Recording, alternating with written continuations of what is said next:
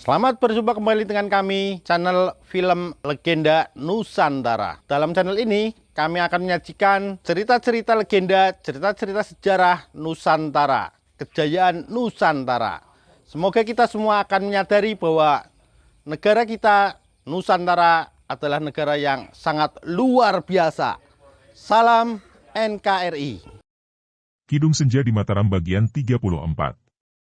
Ini hanya kelakuan seorang penakut, seorang pengecut yang sudah tidak percaya lagi kepada dirinya sendiri. Dan dia tidak melihat pemuda ini seorang manusia semacam itu. Bukankah di medan pesta itu Aji memperlihatkan harga dirinya sebagai manusia? Dia berani membela seorang ledek dari penghinaan orang kasar, walaupun dia tidak memiliki kedikdayaan apapun. Apa artinya keponakan seorang lurah? Hanya lurah, dan hanya keponakan. Di kadipaten ini, seorang lurah tidak ada artinya, apalagi hanya keponakan lurah. Dan tentang harga diri, maksudku begini. Aku bekerja sebagai tukang memelihara kuda di kadipaten. Andika lihat kuda ini. Kuda tunggangan sang pangeran, sang adipati sendiri. Dan kalau sampai 2 ekor kuda ini hilang atau mati selagi kurawat, mungkin saja aku akan dihukum mati. Nah, bukankah itu berarti harga diriku lebih rendah daripada harga 2 ekor kuda ini? Akan tetapi jangan khawatir, 2 ekor kuda ini takkan hilang atau mati, aku merawatnya baik-baik dan dalam hal merawat kuda, aku boleh berbangga diri. Aku ahlinya. Hanya ada satu hal yang seketika amat menarik hati Joko Lawu dalam kata-kata yang agak panjang itu, yaitu bahwa Aji adalah seorang hamba Kadipaten Ponorogo. Ah, kiranya Andika seorang abdi Kadipaten Ponorogo yang setia. Akan tetapi bukankah belum lama ini aku melihat Andika di Muncang? Ketika itu, aku sudah menjadi abdi kadipaten. Karena seorang saudara misanku di Muncang, anak paman lurah, menikah, maka aku mohon izin dan diberi izin untuk cuti beberapa hari. Aku sudah hampir setahun bekerja sebagai perawat kuda di kadipaten ini. Joko Lawu memperhitungkan dalam benaknya. Kalau begitu, mungkin setelah pertemuan dengannya terakhir di lereng Lawu, Aji lalu ke Ponorogo dan bekerja di kadipaten. Inilah kesempatan yang amat baik baginya. Akan tetapi, dia tidak tahu bagaimana sikap dan pendirian Aji. Kalau dia seorang abdi yang setia terhadap Kadipaten Ponorogo, tentu tidak mungkin dapat dimanfaatkan kedudukannya. Joko Lawu, kenapa Andika termenung saja? Aji menegur ketika melihat pemuda tampan itu diam seperti patung mendengar keterangannya itu. Joko Lawu sadar dan tersenyum. Aku hanya tidak mengira sama sekali akan bertemu denganmu di sini dan Andika menjadi abdi Kadipaten. Bukankah bekerja di kadipaten sekarang ini amat berbahaya? Aku mendengar desas-desus di mana-mana bahwa akan terjadi perang saudara antara kadipaten dan kerajaan Mataram.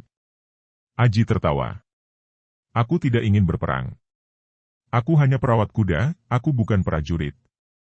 Tapi, tetap saja engkau akan terlibat dalam pertempuran. Tentu engkau akan membela Kadipaten Ponorogo mati-matian dengan taruhan nyawamu, bukan? Aji terbelalak. Ah, siapa bilang? Aku bekerja untuk mencari sesuap nasi, bukan untuk mempertaruhkan nyawa. Akan tetapi, engkau tentu akan membela Ponorogo kalau terjadi perang. Tidak, aku bukan prajurit. Kalau begitu engkau akan membela Mataram? Joko Lawu memancing. Juga tidak. Sang adipati di Ponorogo juga seorang pangeran, masih saudara dari Sang Prabu Hanyokrowati di Mataram. Kalau terjadi perang saudara, mudah-mudahan tidak. Aku akan bebas, tidak mau mencampuri. Pula, aku takut berkelahi dalam pertempuran. Mengerikan. Kembali Joko Lawu termenung. Sungguh sukar untuk mengambil keputusan. Keterangan Aji membuat dia ragu-ragu dan tidak tahu bagaimana pendirian pemuda ini sesungguhnya. Joko Lawu, ada apakah? Engkau termenung lagi. Joko Lawu tersenyum. Sebetulnya, aku ingin sekali minta pertolongan darimu, akan tetapi aku tidak tahu apakah engkau mau menolongku ataukah tidak. Tentu saja aku mau. Andika seorang pemuda yang amat baik. Di Muncang, Andika tidak saja telah menyelamatkan Madularas dari penghinaan, akan tetapi juga membikin terang muka pamanku, Lurah Muncang. Nah, katakan saja, pertolongan apa yang dapat kuberikan kepadamu? Aku ingin agar engkau suka menyelundupkan aku ke dalam kadipaten. Berkata demikian, Joko Lawu mengamati wajah Aji dengan sinar mata penuh selidik untuk melihat bagaimana tanggapan pemuda itu atas permintaannya. Aji terbelalak dan alisnya berkerut, sinar matanya juga mengamati wajah Joko Lau penuh selidik. Apa maksudmu hendak menyelundup ke Kadipaten? Kalau engkau hendak menculik putri. Memang putri sang adipati cantik-cantik, akan tetapi, aku bukan penculik putri, bukan mata keranjang. Joko Lau cepat mencela. Aji tersenyum dan mengangguk. Aku tahu, Kisanak. Andika membuat Madularas tergila-gila, namun Andika acuh saja. Mengagumkan. Joko Lau tersenyum mengejek. Karena aku tahu bahwa Andika dan Madularas saling mencinta, bagaimana aku berani mengganggunya? Aji terbelalak, hei, jangan sembarangan menuduh. Madularas, biarpun seorang ledek terkenal di Pacitan, tidak dapat disamakan dengan para ledek lainnya. Ia seorang gadis baik-baik dan kenapa Andika menduga aku dan ia saling mencinta? Sikapmu demikian manis ketika kalian menari. Wah, kalau bicara tentang sikap manis dan keserasian, Andika dan ia lebih cocok lagi, lebih bermanis-manis dan lebih mesra. Kalau aku lain lagi. Aku tidak tergila-gila kepadanya. Aku pun tidak. Joko Lau mengerutkan alisnya, mangkel hatinya kepada diri sendiri. Kenapa pembicaraan menjadi nyeleweng lagi ke soal menari dengan Madularas? Kenapa hatinya selalu terasa panas kalau membayangkan Aji berjoget dengan ledek muda yang jelita itu? Sudahlah, kau boleh yakin bahwa aku ingin memasuki Kadipaten bukan untuk mencari putri. Sikap Aji serius lagi. Dia menunduk dan mengerutkan alisnya, seperti memeras otaknya. Tiba-tiba dia mengangkat muka dan berseru keras, mengejutkan Joko Lau, wah, celaka. Engkau tentu ingin membunuh sang pangeran adipati atau siapa di.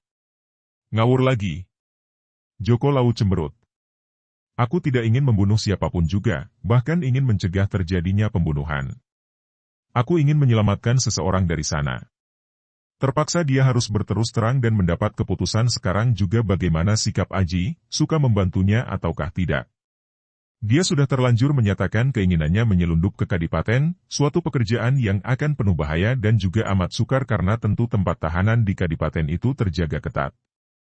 Kalau dia dapat menyusup masuk dengan bantuan Aji, dia dapat bekerja dengan diam-diam dari dalam. Mendengar ucapan Joko Lau, Aji mengerutkan alisnya dan mengamati wajah yang tampan itu dengan penuh selidik. Mencegah pembunuhan? Menyelamatkan seseorang? Apa maksudmu? Joko Lau merasa sudah terlanjur melangkah.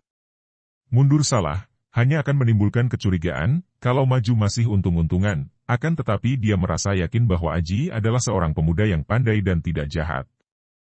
Andai kata pemuda itu setia kepada Ponorogo sekalipun, orang seperti Aji tidak mungkin mau mencelakai orang lain. Aji, apakah engkau tahu bahwa di Kadipaten terdapat sebuah tempat tahanan bagi tawanan yang penting? Aji mengangguk. Lalu kenapa? Dia mendesak.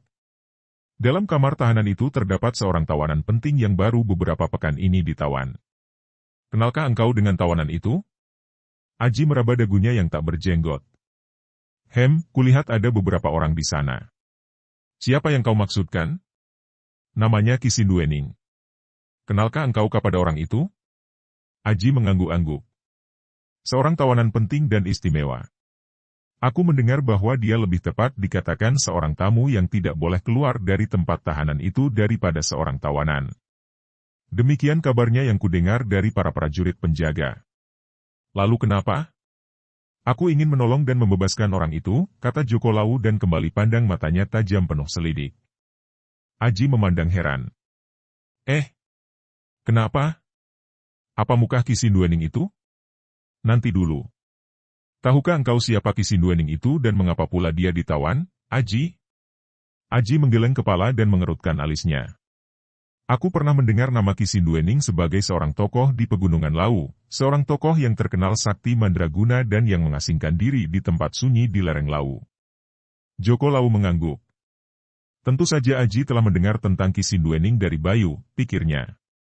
Benar sekali, akan tetapi di samping itu, dia adalah utusan Sang Prabu Hanyokrowati di Mataram. Utusan? Kenapa ditawan? Itulah yang membuat hatiku penasaran. Dengar baik-baik, Aji. Aku yakin bahwa engkau adalah seorang yang memiliki rasa keadilan dalam hatimu dan aku percaya kepadamu. Kisinduening adalah seorang senopati Mataram yang bertugas melakukan penyelidikan di Ponorogo karena Sang Prabu mendengar bahwa